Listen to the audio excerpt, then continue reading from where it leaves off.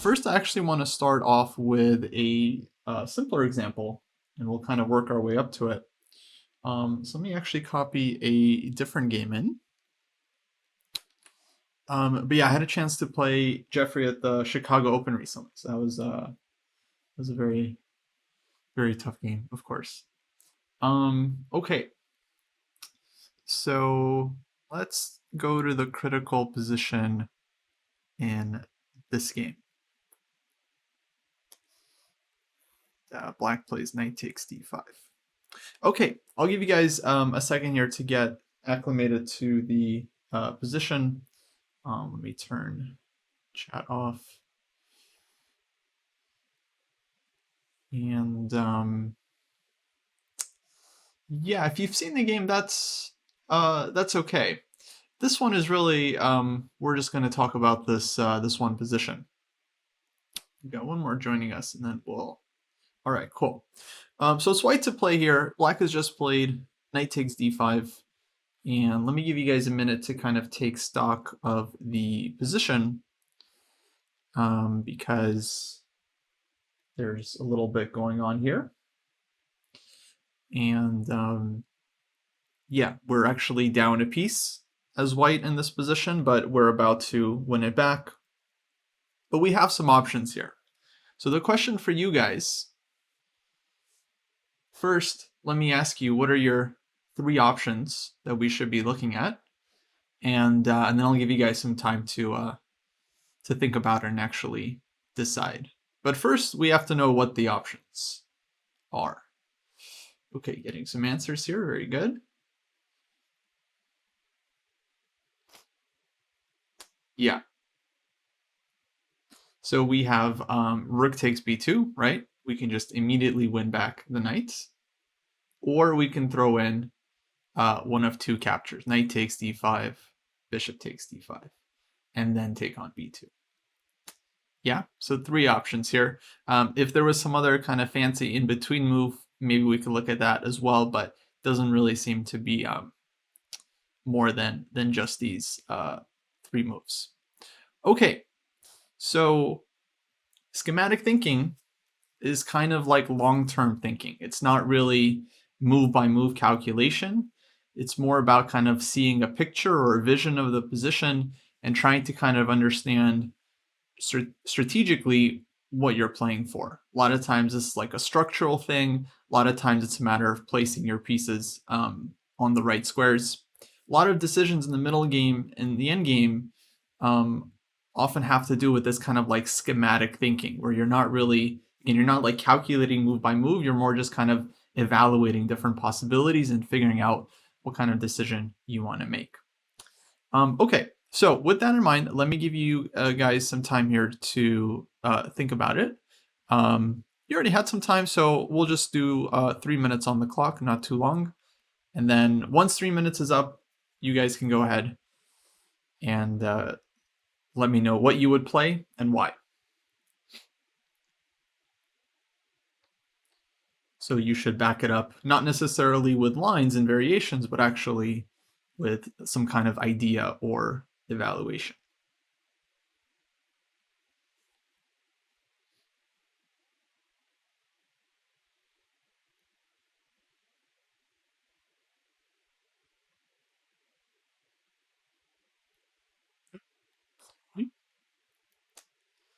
Bad. Is everything up there for you guys?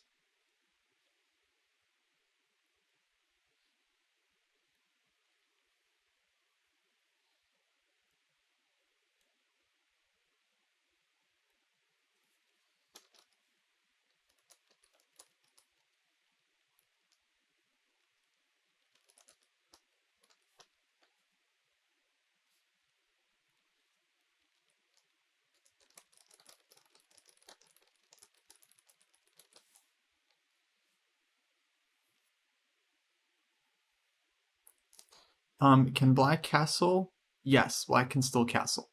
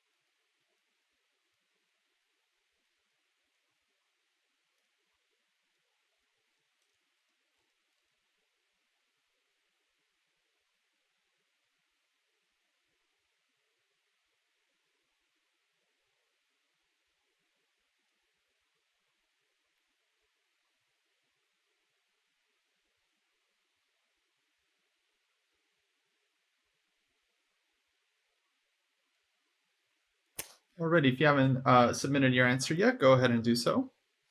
Just let me know what you would play and why.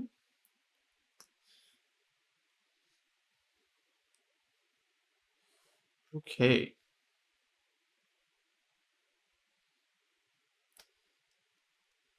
All right, so we have some knight d5, some bishop d5s, and some rook b2 is good. All three moves. Great. Now, knight takes d5 and then taking with the bishop, I think we have to be careful because then black can play bishop e5 and hold on to their extra piece. Knight b5, I'm not sure if this is so great for white. Maybe it's a move. I don't see exactly how black saves the piece, but I don't quite see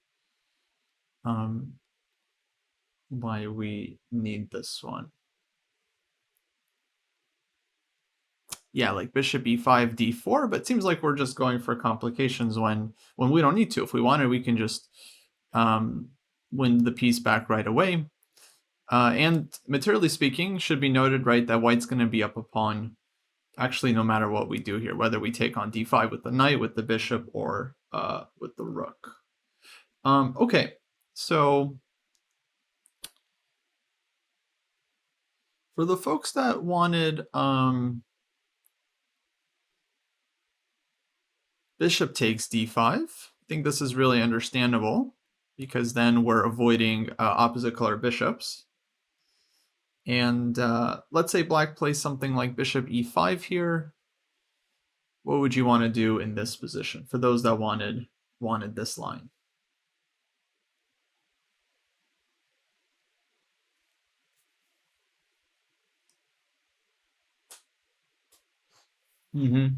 Rook bb1.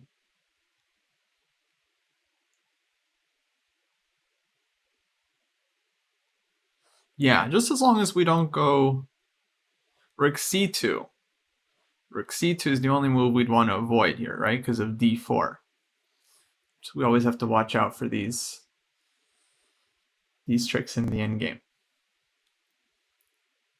Yeah, we can go rook b1. And we're up a pawn. A very healthy pawn, it seems. Black can still play d4, but it's not like that's gonna kill us or anything. Knight has a lot of squares. So yeah, I definitely think white has a big advantage here. I mean, healthy extra pawn, great winning chances. Then there was the option to take on d5 with the knight, and then go rook takes b2 like this.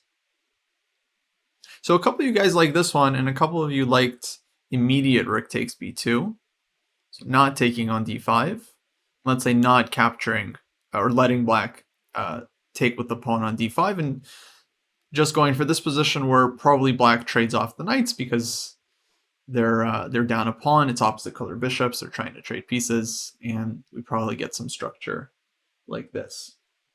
So between these two, the question is whether white prefers this structure with the pawn on e6, pawn on c3, or this structure with pawns on d2 and d5. So let me ask you guys in terms of this, which of these positions do you think is actually better or offers white more winning chances? This one, d2 and d5, or this one, c3 and e6?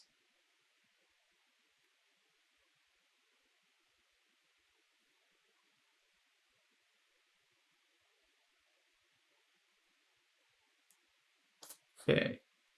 So a lot of folks are saying c3, e6.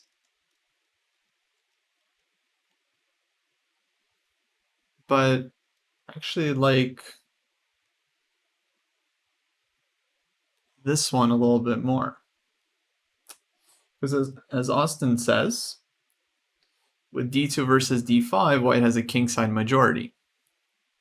And actually it's a pretty serious difference here. Yeah, if we go back to this structure, e6 pawn indeed looks weak, And it feels like, yeah, of course, we would much rather it be on e6 because it looks like such a weak pawn. But actually, this pawn makes it harder for white to make a passer on the king side. And of course, king can sit on e7, and it's actually not the hardest pawn to keep protected. Yeah. But if we look at this structure, here white actually has this massive pawns on the king side, and we can imagine like d3, e4, f4, white actually starts getting a ton of passed pawns. So this position, I would say, is actually much better for white compared to this position. You're up a pawn either way, great winning chances. But this one, I would think, is actually much, much easier for white to play because your pawns are just moving. And black doesn't really have any kind of apparent counterplay. Now, when it comes to choosing between this position and the one where we gave up the bishop and kept the knight on the board, this one, honestly, guys, I'm not sure. I think it's a matter of taste. Because I think this position is winning for white, at least, or it gives white great winning chances. But I also like the one with the opposite color bishops. I mean, generally, they say like, oh, opposite color bishops are very, very drawish. But there are rooks on the board, which I think is important. And of course, the fact that white can create passed pawns here is a big deal. This is the one I ended up choosing in the game. I'll just show you guys how it played out so you can kind of see. And okay, black here kind of allows g5, but it was very difficult for them to really prevent it. If g5, white is just playing h4 here, and kind of breaking through no matter what. Say takes, and then we're just pushing. So maybe black could have defended in a better way, but it was really kind of just a matter of time. And now once white has built up this 4 versus 2 on the king side, now actually many endgames without the rooks are also going to be winning. Yeah, if you just imagine you take all the rooks off the board, white just has so many pawns, just starts pushing, and yeah. Sometimes the opposite color bishops can hold a draw, but only, when they're holding some kind of blockade, or there's very limited material. But here, there's just too many pawns on the board, and yeah, eventually black would just be lost. But of course, white is by no means forced to trade off all the rooks. It's just kind of shows you how winning it is. So takes, check was played. King moves somewhere, then bishop h3 is going to be thrown in, and then white recaptures, and yeah, essentially just completely winning position. Okay, so I wanted to start with this one because it's kind of simpler, but I think shows the point nicely. Again, whichever way you took on d5, actually, I think is not such a huge deal. I think both are winning. But this one, I feel like would actually be somewhat, like here I feel like white's task is going to be a lot harder. You're going to have to work much harder to make just one passed pawn, and then that might not be enough against sturdy defense. Okay, let's jump to another example.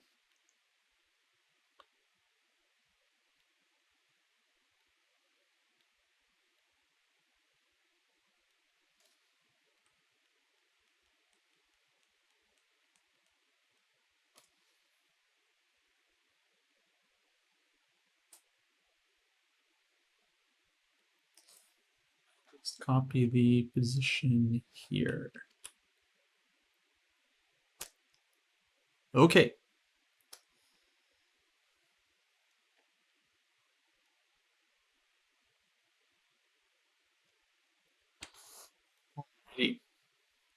No, this is these are different players, but it didn't update. Sorry.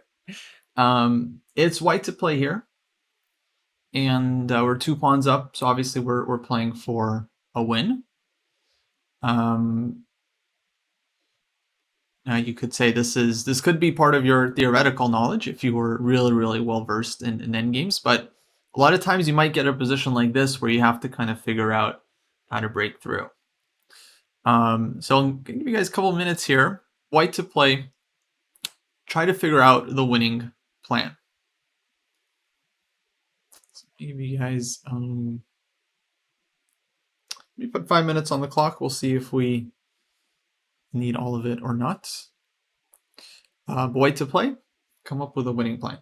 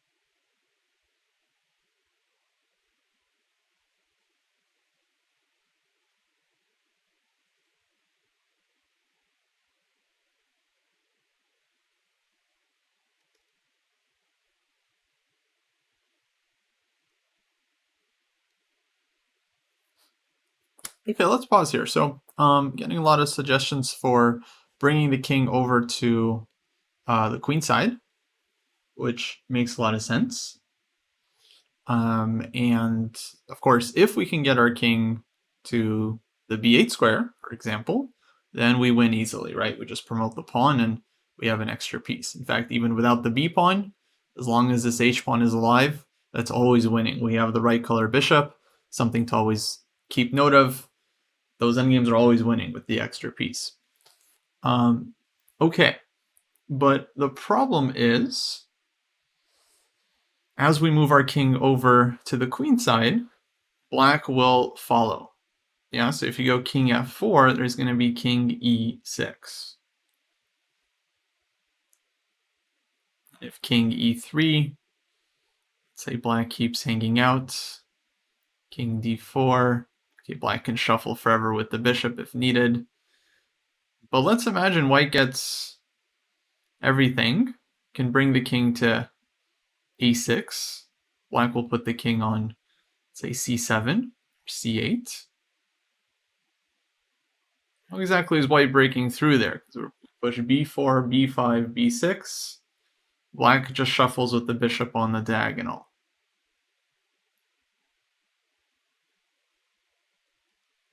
Yeah, if you want, we can quickly put it on the board. Let's just say, for example, here here. Black waits. Black waits.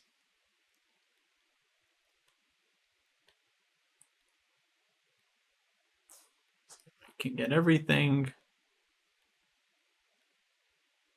And yeah, black keeps shuffling.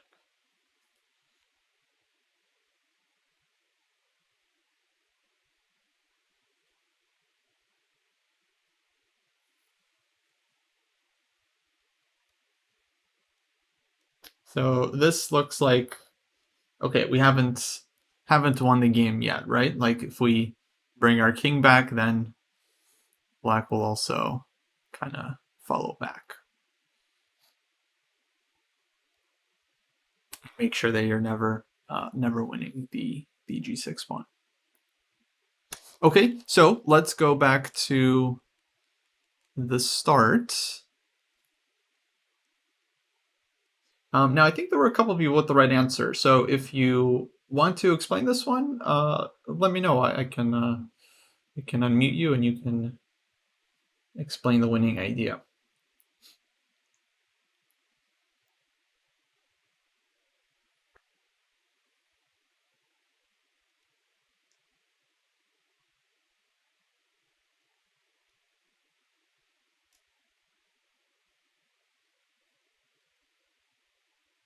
Yeah, Zugzwang is going to be hard to achieve, right? Because it's hard to imagine a position where black's bishop doesn't have a bunch of squares. So king might be tied down, but as long as the bishop can move, very hard to achieve Zugzwang. Okay, looks like no one wants to talk, which is fine. I thought I saw a few people with the right idea. Eric, I'm not sure. You'll have to remind me what you said.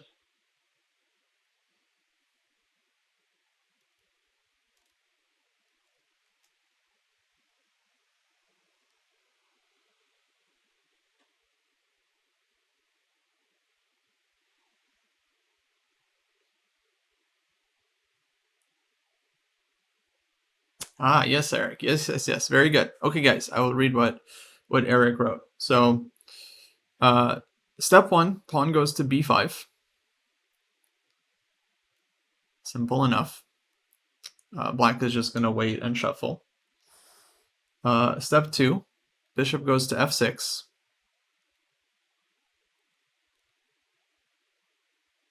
And then white pushes h4 and h5. I mean, bishop can go to f3, doesn't really matter. h5, bishop is has to stay on this diagonal. Main idea is that after g takes h5, white gets to play king f5. And now the difference is that white's king is actually able to transfer. Yeah, so if king e8, for example, then king e6. And the king is able to walk over. Black's pass pawn is under control, no problem there. And eventually we're winning with the b pawn. So black's king ends up kind of cut off, exactly. Or we can take another look here. Let's say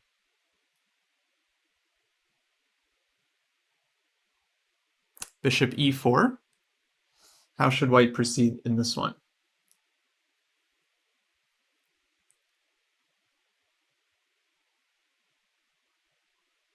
Yeah, here you could consider like just b6 with a zugzwang, forcing the bishop off of the diagonal, then you can play h5.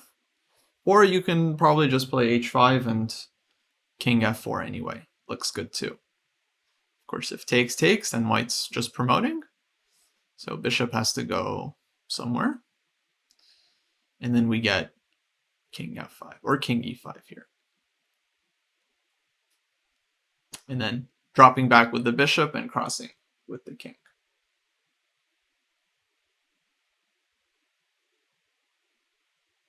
Oh, in this case, actually, Arvin, you're right. That's a good point. Maybe we don't even need h5. You can do this one and this one as well. Yeah, that's a fair point.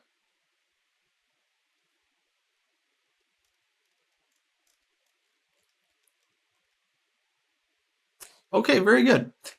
Let's go to another one.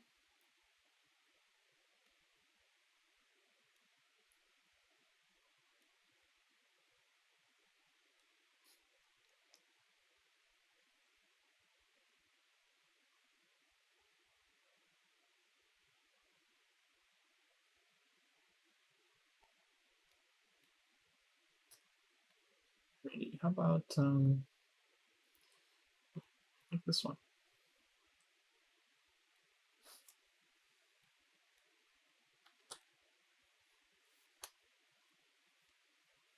Okay. It's white to play here. Once again, we're playing for the win. We're up 2 pawns, but black has some blockade going on, and yeah, not so easy for white to figure out how to break through here. So let me give you guys some time to think about it. Let's say 5 minutes.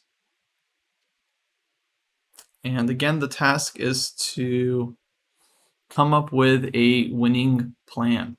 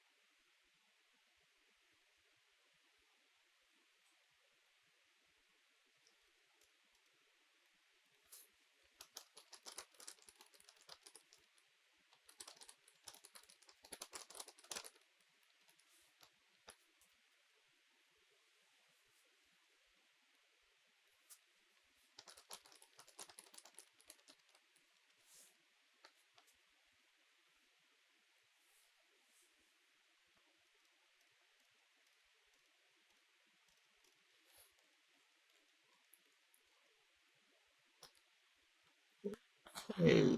All right, let's pause here. You guys have had a couple minutes to think about it. Um, First question for you guys is, generally speaking, what is white trying to achieve here? How can white win this? what needs to happen on the board.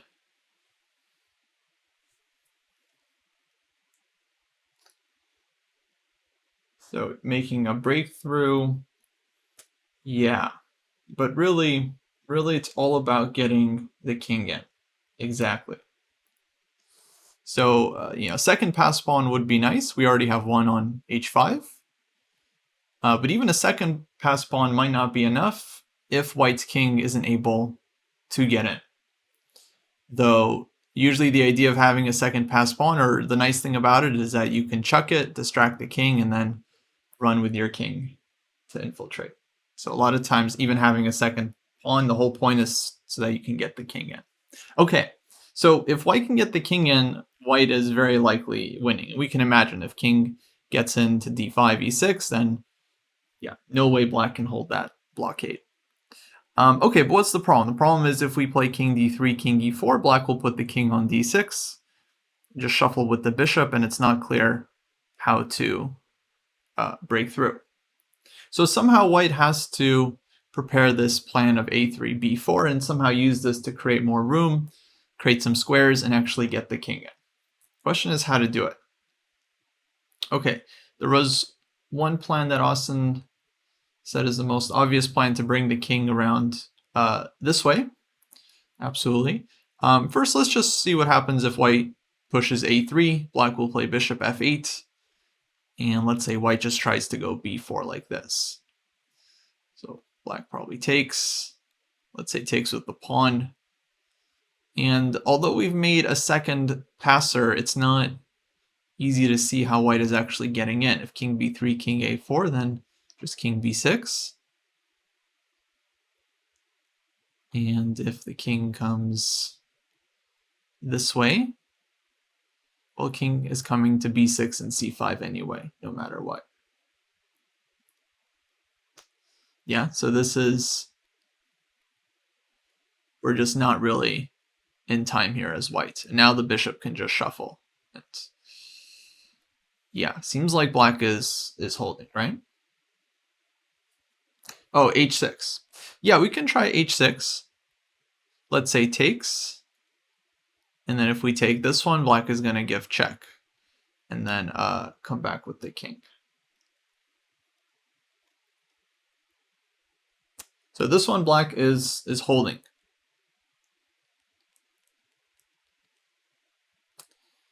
So we have to figure out how exactly to organize this b4 break. Like, where do we need our pieces to be?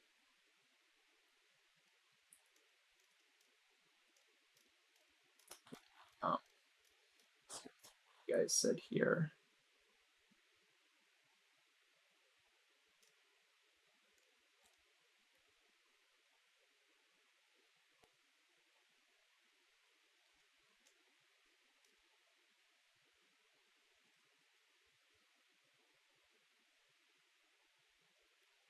Okay, so yeah, if we go with the h-pawn, then it becomes really, really hard to win. Let's try the other idea with the king on a4. Let's say this one. Black waits. Let's say king here. Black encourages you. King a4. And let's say black shuffles. a3. And black keeps waiting. So do we have a breakthrough here? It seems like if b4, let's say we take this one, take. Once again, we're getting a check. And the king is coming to c5.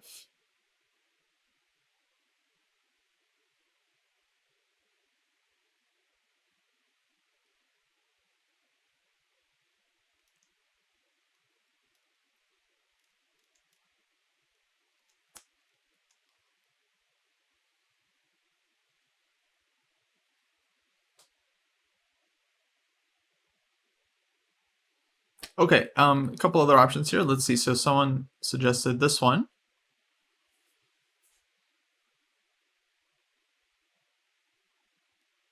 Oh wait, you didn't want the bishop on f8. So let's say from this position.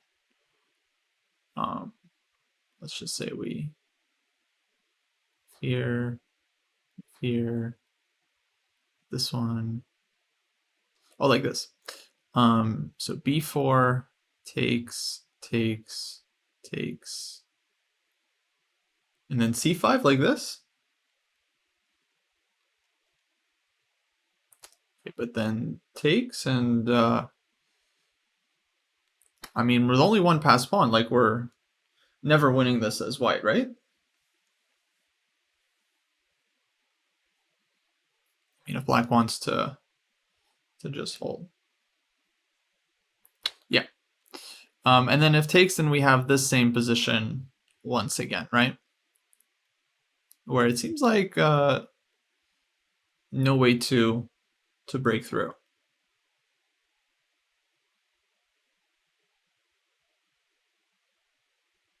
Okay. Let's see. So here, right? And then what?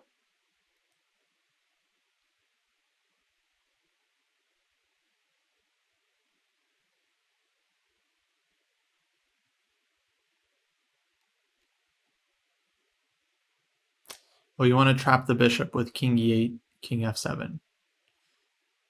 Okay. I feel like black has a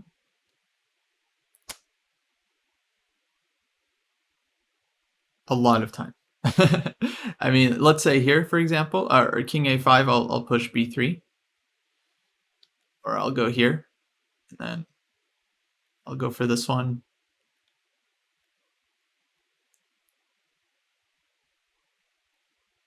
Say here.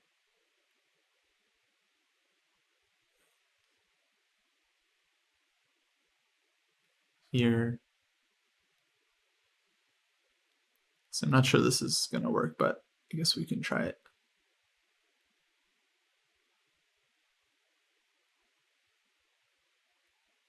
Takes.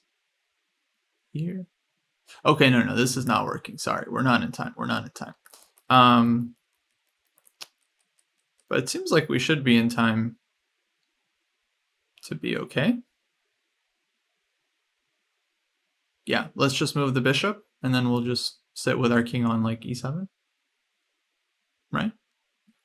Seems like white never gets in. We don't have to be fancy.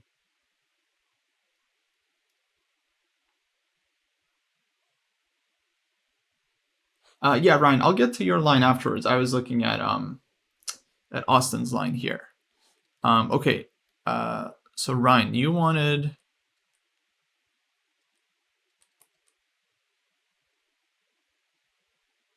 b4 in which position? With the bishop on f8, is that right? So something like this, and then b4 here.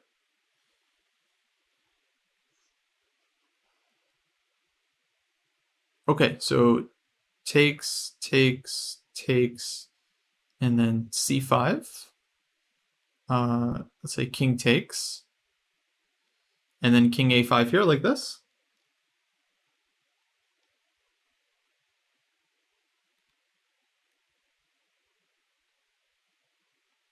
Then, anyway, we're just sitting on e7 and just yeah, just chilling as black.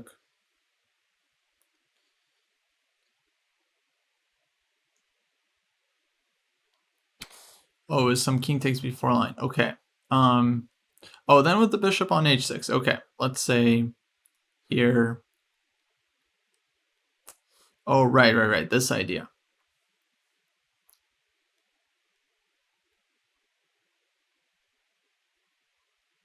Like this.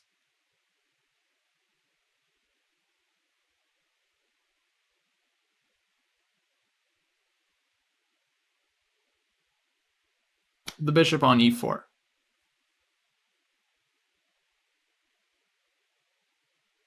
Got it. Okay. Yeah. That makes sense. Okay, so let's play here again. Let's go bishop e4. And let's try this one.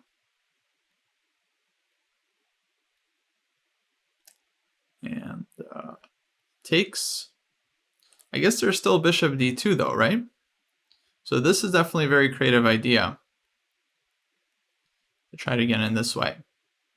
So bishop e3, and then here, and then here I would agree that white is winning. Yeah. So that's a good find. Problem is there's still going to be bishop d2 check. You got to go back, and then king c5. So black keeps control of all the entry squares.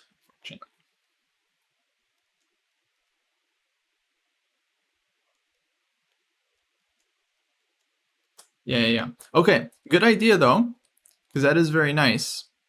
Again, this one and then this one, because it's all about creating the entry for the king. The pawn just doesn't matter at all. Okay, so now we're close, because we realize like even if we give up the entire queen side but the king gets in, it's still winning. As long as this h-pawn promotes, black loses the bishop, white wins the resulting endgame. So let's go back and see how else we can organize this breakthrough. So where else can we put white's king and try to get in? The other square would be e4, right?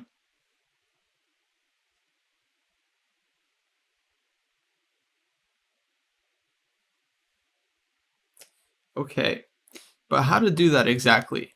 Let's imagine the king is on e4, black's king is on d6.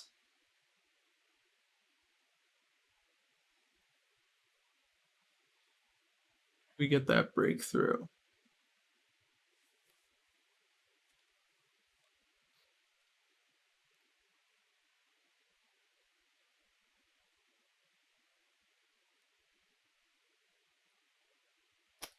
Still not so obvious, right? Maybe e4 is not the right square. So Eric actually had a good idea. Let's look at Eric's idea. Put the king on d3. So then we can try to play c5, king c4. Okay, and Eric, you actually wanted the bishop all the way on a4, I think. Yeah. Okay, so let's do that. Let's put the bishop on a4. Black will shuffle here, here, a3. Let's say king d6, king d3, and now we have to stop king e4, king d5, so king c7. And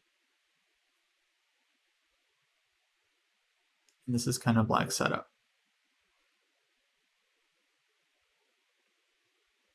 Okay, so now Eric wants to push b4. Okay, let's take it. And take it.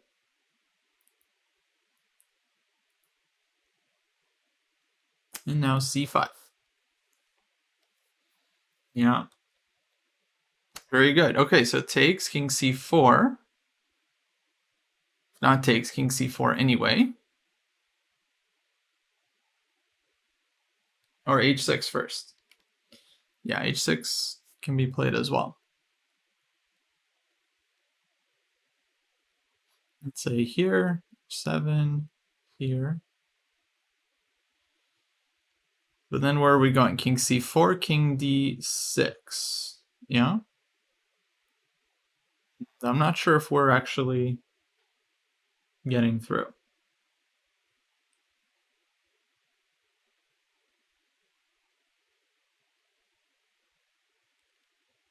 Okay, so let's go back. So king c4. Now if king d6, h6, that's a problem. Bishop f8, king d5. And his bishop on a4 actually extremely useful. Like in the other example, it's cutting black's king. King d8, king e6, and just game over. b3 is possible. Let's say here. What do you guys think white should do?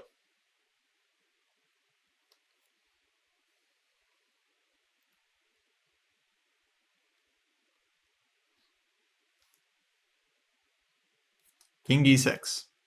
Yeah. If we take, then king d7. Black's king gets back in time. But king e6, we're in time. b2, bishop c2. And now we don't need the bishop anymore. We're just winning. Okay, very good. Someone asked me to go back a move. I think here it was before b3 at this point. Yeah, let me know if you guys have questions. Just gotta be clear about what position you're asking about. Okay, all good, all good.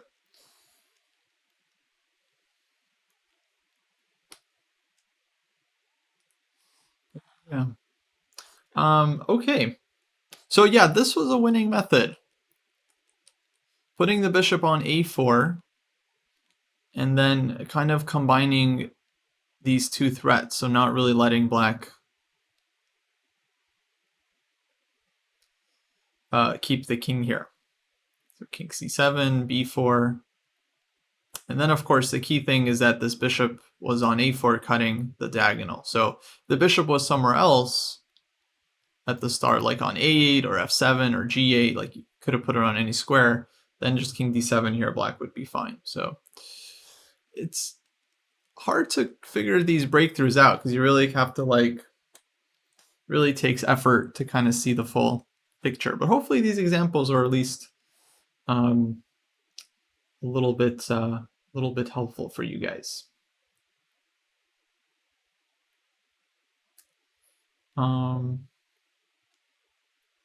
Okay, actually, I want to do one more quick one.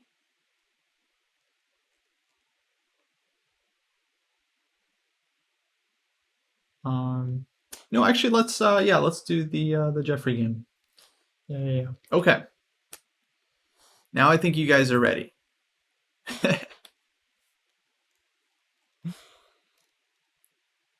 Okay.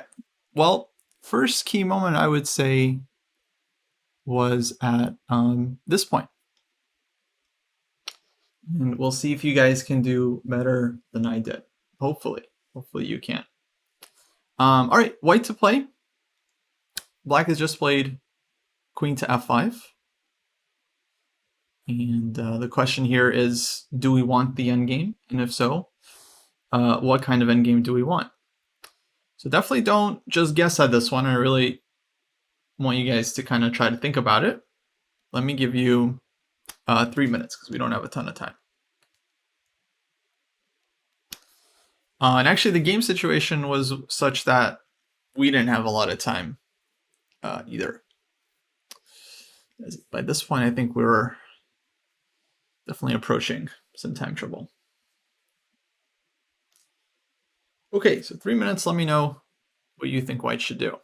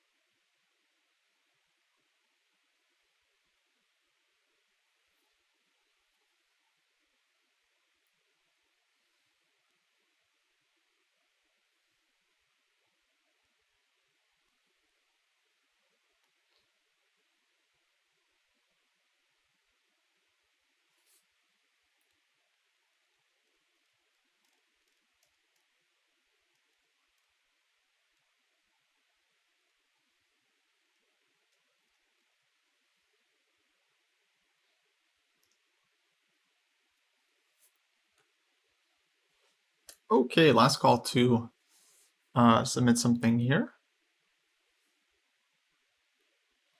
It's a tough one. It's not easy because instinctively, you want the endgame. We're down a pawn, opposite color bishops. Our hope is to try to trade everything off and play for the blockade. But black has 4 pawns on the king side against 2. So it could be very, very dangerous if black is getting too many passed pawns. So good number of you want to take and just keep the queens on the board. Let's say takes, king takes, and then something like queen g7. I think this is a good choice. As long as we're not getting mated. That's the difficulty with keeping the queens on, is you definitely have to be worried about the king. But something like this, I think, would be a very practical choice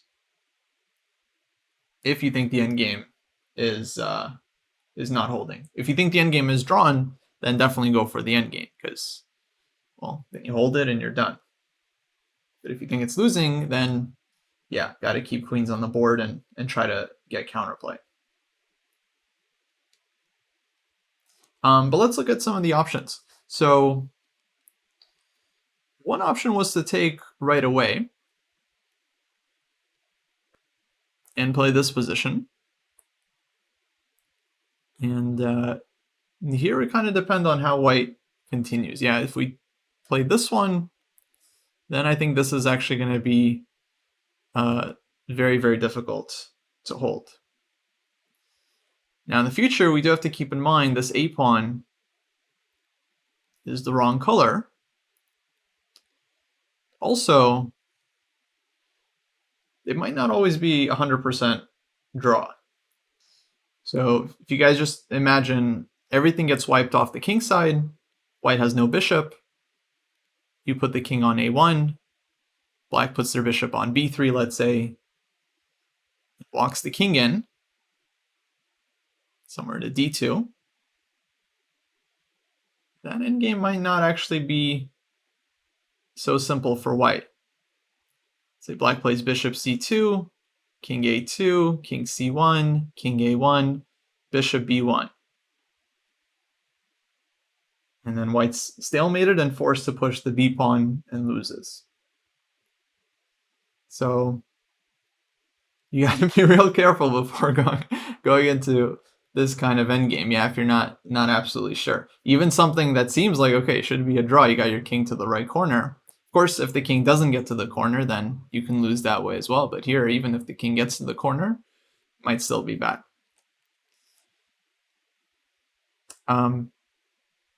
Okay, so this was one option. And someone suggested bishop d2 here, which I think is a very interesting choice, latching onto the pawn. Because if g3 check, king moves, maybe, yeah, let's say king h3. Then king g5, white can just kind of sit on this one, and hard to see actually how black wins here.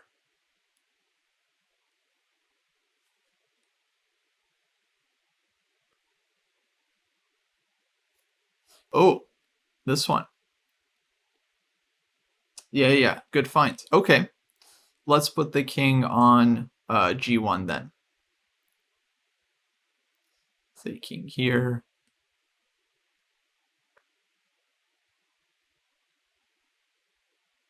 Say we'll just wait. Put the king here. And just wait. So h3. Take it.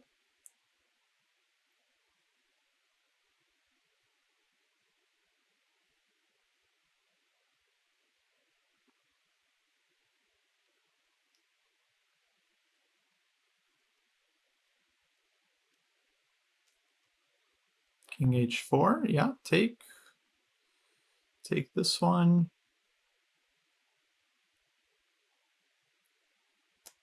I think black is winning this one, right?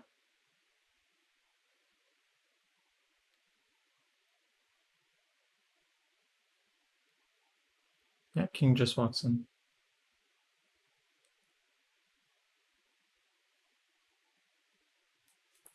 Yeah. So not so easy.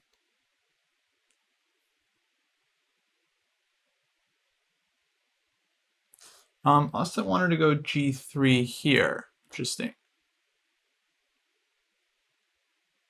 But then it's a lot of pawns, right? Takes with check and takes here. It's 3 pawns.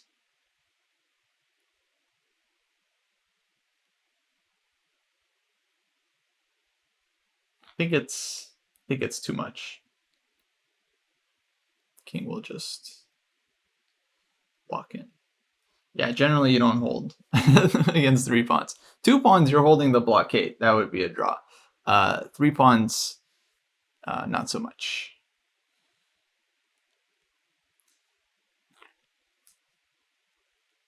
So Engine actually thinks this one was holding, but like during the game, of course, this all looked super scary with g3.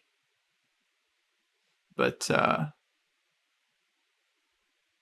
yeah, it seems to think white is fine. So I guess the idea is here we still have time to do this one.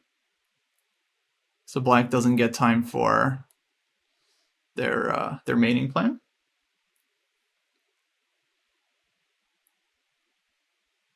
And so bishop will just give check and then come back, and yeah, black isn't able to make progress here.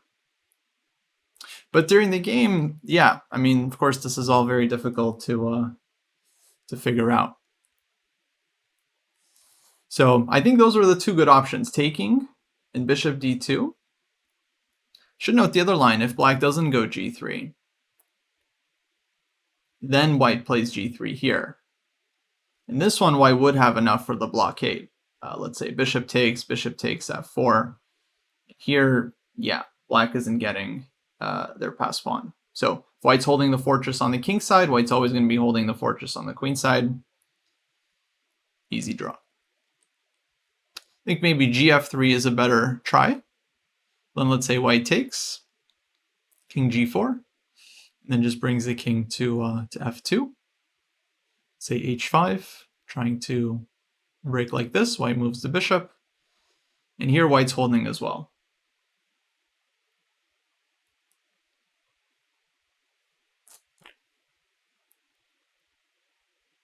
Black can play h4, but we'll just trade. Or let's say f4. We wouldn't want to play bishop takes, right, because of h4, but we can take this one. And then if h4, just pushing this one. And we'll kind of see this in the game. This is a good construction to kind of keep in mind as the defending side, with the king being closer to the center, the bishop defending the outside pawn. Here black has no way of getting in on the king side, and as soon as the king touches b2, white's always going to have a move like bishop e5.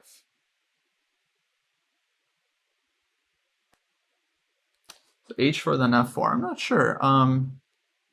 You mean in this position, right? h4 here. So let's say white takes 4. I mean, king just sits on f2, right? Why would this be winning? Yeah, so black needs at least 2 pass pawns, and then needs to be able to somehow break through as well. So, okay, compare this one to what we get in the game. So in the game, I took on g4, king takes g4, then I took on f5. And here Jeffrey thought for a while and ends up taking with the pawn. Actually, both are winning. Not a good decision. Yeah. Sorry, guys. Sometimes I make mistakes. It happens. Not a good decision here. It's better to keep the queens on the board. I actually think king takes f5 was stronger. In the game, my idea was to play g3 here, where if black goes f3, king g1, then we're getting the blockade and we're holding this position. Bishop just sits, and very, very easy. Problem, of course, is that after g3, black doesn't have to commit their pawns to the light squares. He can go e5 or h5. This one is actually losing. It's actually pretty simple. Let's say takes, takes. The issue is we're not able to get the setup with king on f2, bishop on h2. So, for example, let's... well, if we keep the bishop this way, black king just kind of comes in like this. And this essentially... this one actually would hold. Sorry. Let's bring the pawn in first.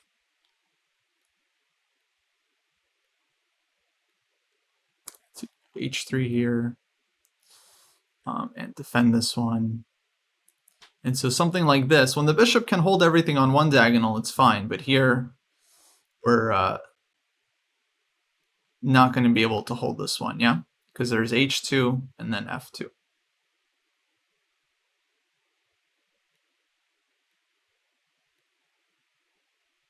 Then he has the wrong color rook pawn, but his king is closer anyway. So that's not holding. And if white tries to bring the king to f2, let's say, the issue is the bishop never gets to h2 because black has gone in to keep their pawn on f4, which is actually much better for black. If black was forced to push f3 here, all of a sudden the position is drawn. No way to break through. But of course, this is a huge difference, and now white's not able to hold the blockade. Has to go king g1, and it's all over. So actually, I think that was the easiest way for black. But in the game, actually, it ends up being pretty interesting too. He goes e takes f5, which is also winning, but seems to give white a little bit more hope. So we just started shuffling here. Bishop f2, h4, f3, g3. So this is kind of white's only idea. Otherwise, black just gets in very easily. So h3, bishop f2, puts the bishop on e6 to defend the h-pawn. Now f4, bishop f2, and just waits. So very smart here of Jeffrey to just wait, because if I keep moving the bishop, then there's f2, and the king gets in. King e2, and then the f-pawn comes in. So now white is forced to take on f4, and king takes f4. And if we could switch the position of the king and bishop, then that would be an easy draw. But here, because black has this very easy plan of bringing the king to e2 and pushing h2, white's actually not in time to organize. So I played bishop b6, bishop g4, I went bishop g1. Here, if I keep my bishop, let's say something like this, then the issue is black gets in. And I need two moves here. I need both bishop b8 and king f2. But I can't get both moves. So if king f2, then h2, and otherwise king e2, and game over. So I found the only way to somehow keep it organized, I played bishop g1. So the idea is that as soon as the king moves, I can go king g3 and bishop h2. And so we're able to stop black from winning immediately. So we go king f2 here. But unfortunately, after king c2, again, we're one tempo behind. If we could go bishop e5, then that position is drawn. Black goes h2, we take it, black takes on b2, we bring the bishop to d6 and defend the a pawn, and we're holding the fortress. But here, black is winning the b pawn and winning the game with it. So if bishop h2 now and bishop d6, then what does black do here? How does black win? Yeah, just very simple. h2 takes, king takes.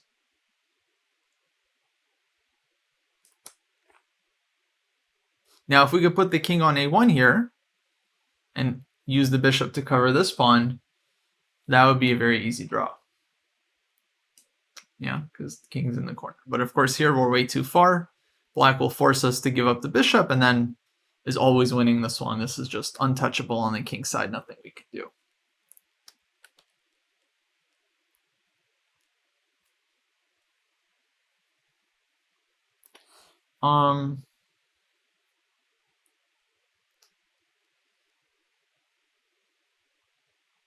Yeah, I can put it on the board, Arvin, after we finish this one.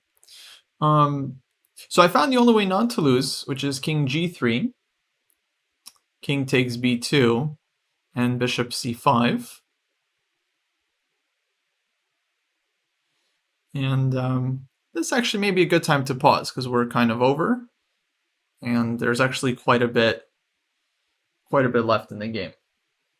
Because it's not so obvious actually how black wins from here. Maybe you guys can already start thinking about it. But maybe we'll pause here. We'll do a part 2 on this topic because I had some more examples as well. And then we'll pick it up from here.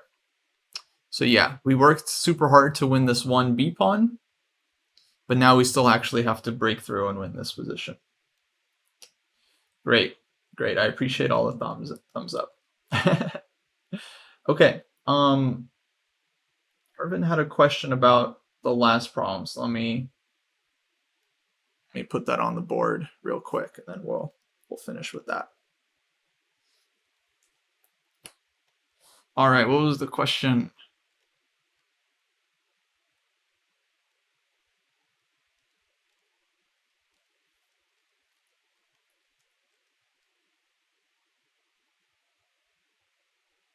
Can black stop the bishop from going to a4? That's kind of tough. I mean, let's say bishop f7. You want to play like king d7. So then white goes, let's say, a3, bishop f8, let's say king d3. Now where would black play here?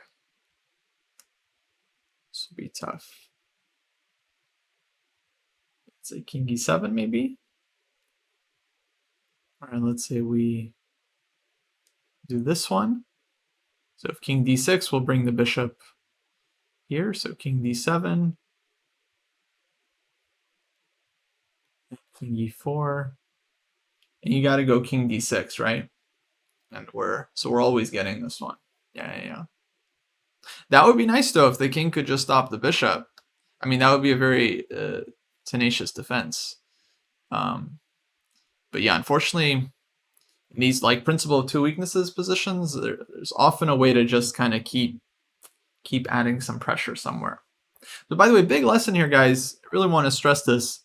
These positions are super hard during the game, especially like, yeah, someone asked me if I was nervous playing Jeffrey and like I might be close to a fortress. Yeah, like definitely, right? It's really hard. Like you have little time, like 30-second increment or like 2 minutes, and then you have to not just calculate lines, but also try to figure out like what kind of setup are you looking for? Where do you need your pieces for the breakthrough? It can be very difficult to kind of keep your cool during that time and being able to like think objectively about the position to figure it out. So something worth practicing. Definitely a big believer in playing end games out and sparring and training and yeah, getting some experience in these kinds of situations. Okay, guys, let's end it here. I'll be back another time, and we'll pick up where we left off. But yeah, great work, everybody. See you all next time.